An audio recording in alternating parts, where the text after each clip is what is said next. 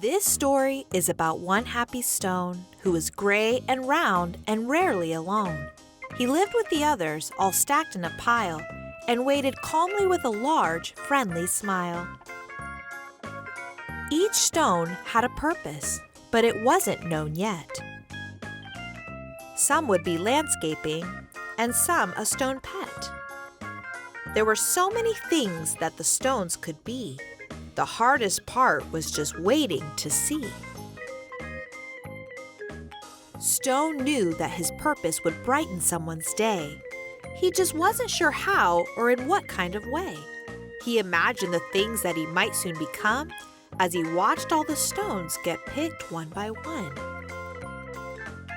But his happy face slowly turned to a frown as he watched the tall pile start to dwindle on down. And although he was worried, he tried not to care, until it was clear he was the last one there. Then it finally happened. Stone was quickly picked up. He was placed on a desk next to a very large cup. As Stone looked around, he thought, "This is great!"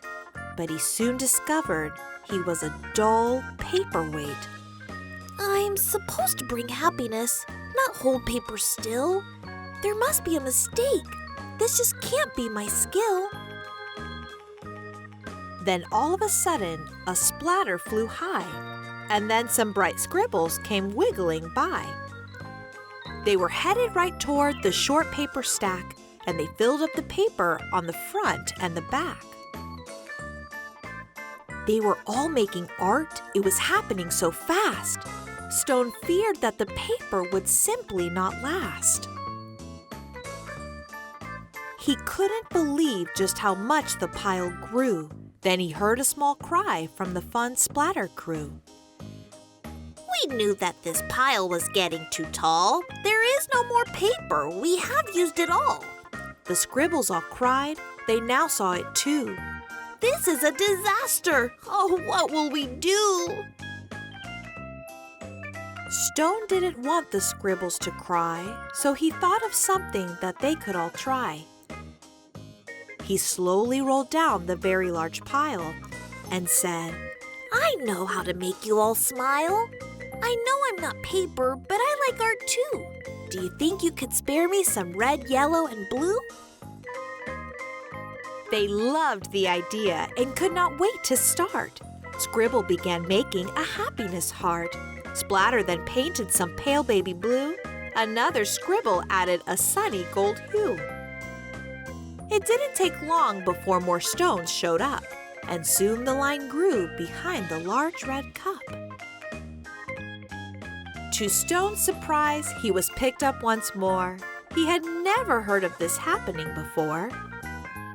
More art was added, and he was on his way to become a small gift to brighten someone's day.